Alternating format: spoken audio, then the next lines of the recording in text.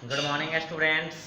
Online physics classes में आप लोगों का स्वागत है। Welcome back. आज हम पिछले क्लास में क्लास 10 के बच्चों के लिए हमने किया था प्रकाश का प्रवर्तन, जिसमें बेसिक डिफिनेशन हमने बताया था। वो वीडियो आपको मिल जाएगा।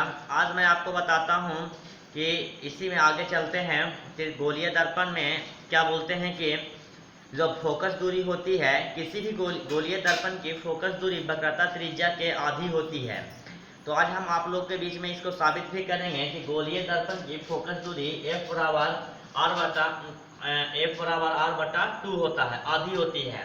मतलब हम लोग को आज साबित करना है।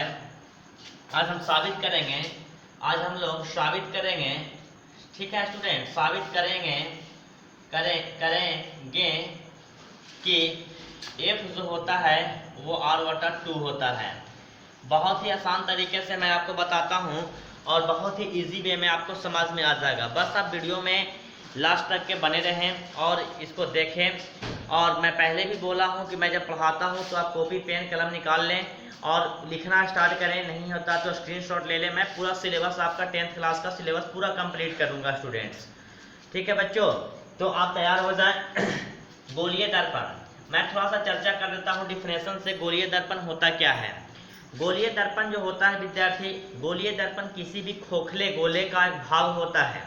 किसी भी खोखले गोले कांच का, किसी भी खोखले कांच का एक भाग होता है जिसे हम लोग गोलीय दर्पण कहते हैं।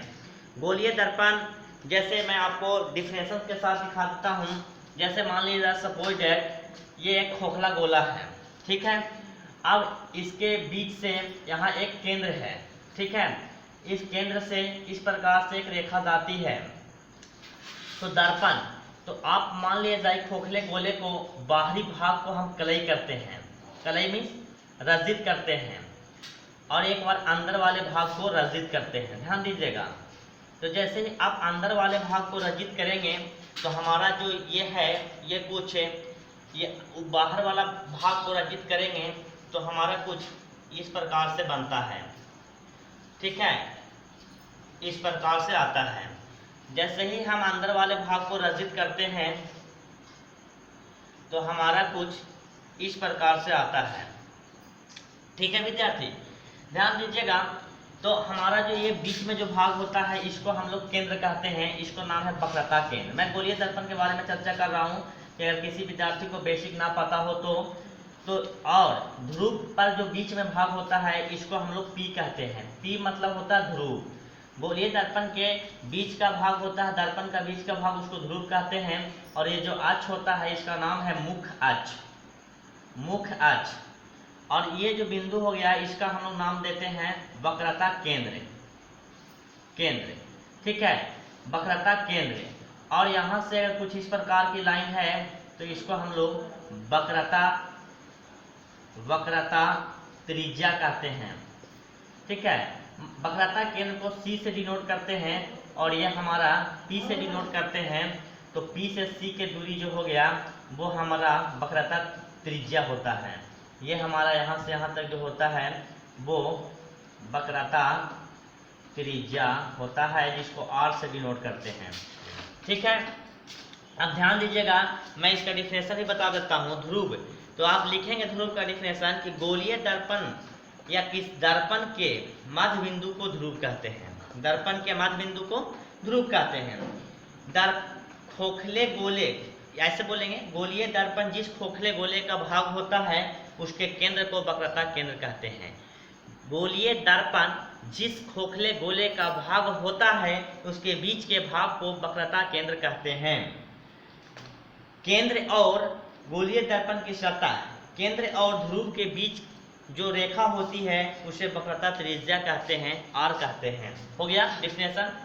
अब एक बार हम जब बाहर वाले भाग को रजित करते हैं तो ये जो हमारा दर्पण मिलता है इसका नाम होता है अवतल दर्पण। और ये जो हमको दर्पण मिलता है इसका नाम होता है उत्तल दर्पण। गोलीय दर्पण से जब हम काटेंगे तो ये हमारा हो गया अवतल दर्पण, ये हमारा हो गया उत्तल दर्पण, ठीक है, उत्तल दर्पण।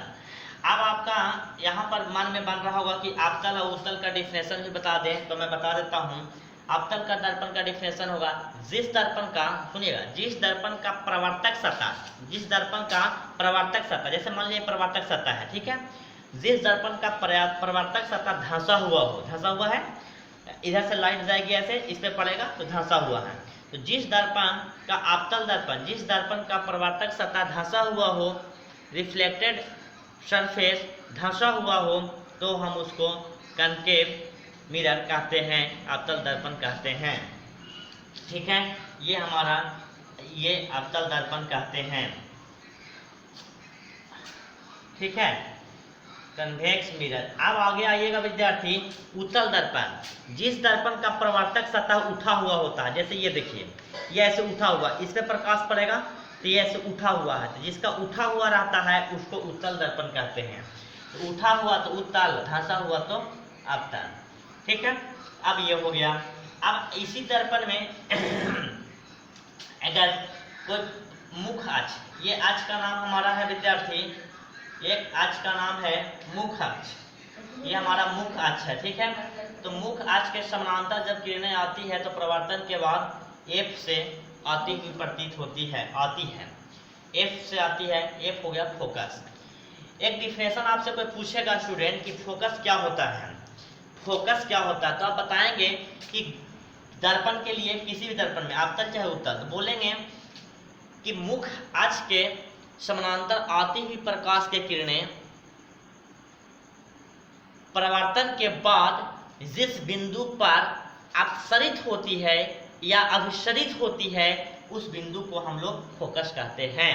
उस बिंदु को क्या कहते हैं, फोकस कहते हैं। अपसरित और अभिसरित, ठीक है, एक अपसरित माने उस पर जमा होना, अभिसरित जहां से वहां से फैलना। ठीक है, अब देखिएगा, फोकस हो गया ये, और फोकस से ध्रुव के दूरी को फोकस दूरी कहते हैं, जिसको एफ से सूचित करते हैं। तो मैंने बेसिक यहाँ तक क्लियर किया आपको, फोकस दूरी क्या होता है, वक्रता त्रिज्या क्या होती है, वक्रता त्रिज्या यहाँ से यहाँ तक आर हो गया, ये हमारा वक्रता त्रिज्या हो गया, और ये हमारा फोकस हो गया। तो अभी हमने यही लिखा है कि F बराबर R/2 साबित करना है हमको। तो मैंने यहाँ पर लिखा है स्टूडेंट, आप लोग को ये क्लियर हो गया होगा कि गोलीय दर्पण में वक्रता केंद्र कहाँ होता है, वक्रता त्रिज्या क्या होती है। ठीक है, अब मैं आप लोगों को ले चलता हूँ जो क्वेश्चन आपके बोर्ड में आते हैं। फिजिक्स में ये क्वेश्चन हर साल पूछता है, बहुत इंपॉर्टेंट है बोर्ड के लिए कि आप साबित करें कि गोलीय दर्पण के लिए या अवतल दर्पण के लिए F बराबर R/2।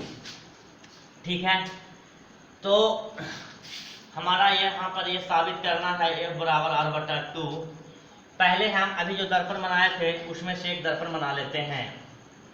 ठीक है, एक हम दर्पण बना लिए, ये हमारा अवतल दर्पण बनाते हैं, इसकी बाहरी भाग को रजित करते हैं, तो परावर्तक सतह धंसा हुआ है, इसके बीचों बीच एक बिंदु होगा ध्रुव, इसका एक मुख अक्ष है,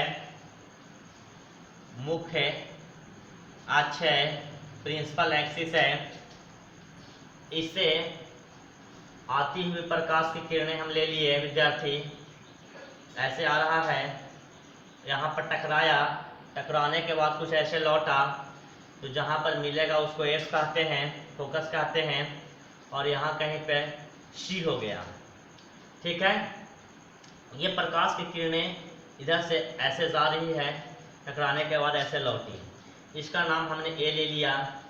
ये दर्पण के बी बिंदु पर मिलता है, और यहाँ पे हम इसको बी डैश लेते हैं। ठीक है, अब आप यहाँ से लिख सकते हैं स्टूडेंट्स, क्या लिख सकते हैं, बड़ा इजी है कि ये एक अवतल दर्पण है। ठीक है, ये ध्रुव है, ठीक है, पी ध्रुव है, बी डैश अवतल दर्पण है, तो हम लिखेंगे एक, जो है वही लिख रहे हैं, एक अवतल दर्पण बी डैश है,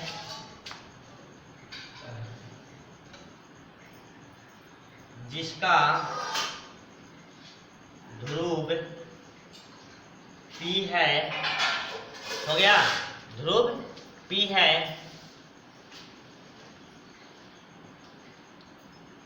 और वक्रता त्रिज्या PC है। ठीक है, अब आपको करना क्या है, ध्यान दीजिएगा। हम C से एक लंब डालें, C से एक हम लंब डालते हैं, ठीक है, B बिंदु पर। C से एक लंब डालें B बिंदु पर, ठीक है, लंब डाले हैं तो लिखेंगे क्योंकि त्रिज्या वहां मिला रहा है CB दर्पण के B बिंदु पर लंब है। कोई कंफ्यूजन है? CB जो है वो B बिंदु पर क्या है, लंब है। ठीक है, जब ये PC त्रिज्या है तो ये भी क्या होगा, त्रिज्या ही होगा। तो चूंकि हम लिख लिए, आपको भी पता है कि वृत्त के, अगर मान लीजिए गोलीय अपनी वृत्त है तो केंद्र से वृत्त के परिधि को मिलाने वाली रेखा को हम लोग क्या कहते हैं, त्रिज्या कहते हैं। तो यहाँ से यहाँ त्रिज्या हो गया। अब हम आप लिख सकते हैं कि ये अगर अभी लंब है तो एक आपतित किरण और ये परावर्तित किरण। ध्यान दीजिएगा मेरे बात पे, AB क्या हो गया, आपतित किरण, और BF क्या हो गया, परावर्तित किरण, और CB अभी लंब हो गया। तो पहले क्लास में पढ़ाए हैं प्रकाश के परावर्तन से आपतित किरण, परावर्तित किरण और अभिलंब होता है। तो प्रकाश के परावर्तन कहता है कि आपतित किरण, परावर्तित किरण और अभिलंब तीनों एक ही समतल में होते हैं। और दूसरा पॉइंट कहता है कि आपतन कोण I और परावर्तन कोण R आपस में बराबर होते हैं। ठीक है, लिखो लिखिएगा, कोई भी बच्चा सीख जाएगा। जो बच्चा ध्यान से बस वीडियो में बना रहेगा उसको सिद्ध करने आ जाएगा। प्रकाश के, सॉरी गलती हो गया, यहाँ पे हम लिखेंगे प्रकाश के परावर्तन के नियम से, प्रकाश के परावर्तन के नियम से। ठीक है, तो प्रकाश का परावर्तन हमारा क्या कहता है, आपतन कोण परावर्तन कोण के बराबर होगा। तो आपतन कोण पढ़िएगा बच्चों, आपतन कोण आपतित किरण और अभिलंब के बीच को आपतन कोण कहते हैं। तो ABC कोण I बराबर कोण R होगा। तो कोण I का नाम क्या है, ABC। R का नाम क्या है बच्चों, CBF। क्या होंगे, आपस में बराबर होंगे। ठीक है, आप लोग एक चीज और पढ़े थे 9th क्लास में कि जब दो समानांतर रेखा को कोई तिर्यक रेखा काटती है तो एकांतर कोण भी आपस में क्या होता है, बराबर होता है। तो ये कोण इस कोण के बराबर होगा। तो कोण I बराबर I। तो लिखेंगे हम यहाँ कोण ABC बराबर कोण BCF एकांतर कोण। ठीक है, ये कौन कोण है, यहाँ पर हम लिख दे रहे हैं एकांतर कोण से, एकांतर कोण ABC बराबर है BCF के, ABC के बराबर है BCF के। तो अब आप लोग देख रहे हैं, एक बार देखिए बोर्ड पर ध्यान से, ABC बराबर है कोण CBF के, और एक बार ABC बराबर है कोण BCF के। तो ये वाला दोनों आपस में क्या होगा, एक बार बराबर होगा। तो मैं यहाँ पे लिख रहा हूँ, इसीलिए कोण CBF बराबर कोण BCF। कंफ्यूजन है, नहीं होगा। अभी देखिएगा, CBF और BCF एक ही त्रिभुज का कोण है। CBF ये वाला कोण और BCF ये वाला कोण, तो ये कोण और ये कोण ये त्रिभुज का है। ये वाला जो त्रिभुज है वो, तो त्रिभुज क्या है, इस त्रिभुज का नाम है BCF। किसी त्रिभुज के दो कोण बराबर होता है तो आप लोग को पता है कि वह त्रिभुज समद्विबाहु होता है। तो हम यहाँ पर लिखेंगे कि त्रिभुज BCF एक समद्विबाहु त्रिभुज होगा, क्योंकि दोनों समद्विबाहु त्रिभुज होगा क्योंकि उसका दोनों कोण क्या है, आपस में बराबर है। और समद्विबाहु त्रिभुज के जो कोण बराबर होते हैं उसके संगत भुजा भी आपस में बराबर होती है। जैसे ये समद्विबाहु त्रिभुज है, मान लीजिए ए बी सी समद्विबाहु त्रिभुज है, हम यहाँ पे जो नाम है वही लिख देते हैं बी, ठीक है। यहाँ पे हमारा हो गया एफ बी सी, ये समद्विबाहु त्रिभुज है, यहाँ कोण आर है, यहाँ आई है। तो ये जब दोनों कोण बराबर होगा तो इसकी संगत भुजा भी आपस में क्या होगी, बराबर होगा। तो क्या हो जाएगा, तो इसीलिए क्या होगा, ध्यान दीजिएगा, ये भुजा और ये भुजा आपस में बराबर होगा।